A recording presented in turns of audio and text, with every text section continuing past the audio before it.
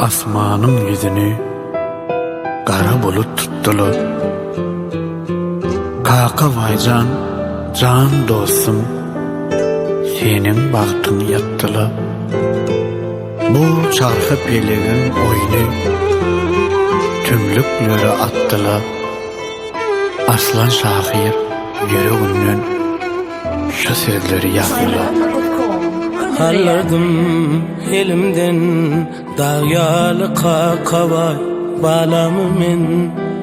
Vah entek yaştı dekavarın 17'si sarılsın yoluna. Can birdi demir atına. Kakavay can balam rahat yat bakıyımda. Gülayım kıydım ornal ol cennetin cayına. Yan yollusun babacan olum senin yanında. Yatın yerinizi yağıt etsin can Allah. Karavan buldum ol baka entek dile bana. Hoşlaşmana panadın entek yaştın la bana. Bu dünyada neme gördüm mihmanı kenin bana. Ruhum benim yanımda can bana. Karavan buldum ol baka entek dile bana. Hoşlaşmana panadın entek yaştın la bana. Bu dünyada neme gördüm mihmanı kenin bana. Ruhum benim yanımda can bana.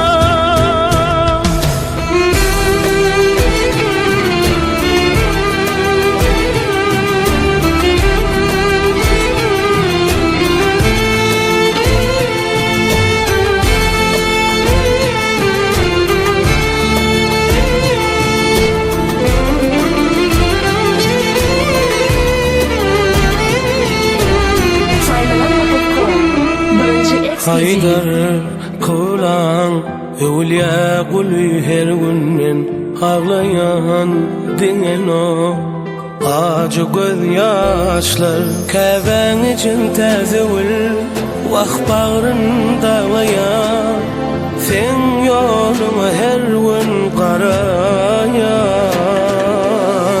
Kakavay can balam rahat yat bakıyımda.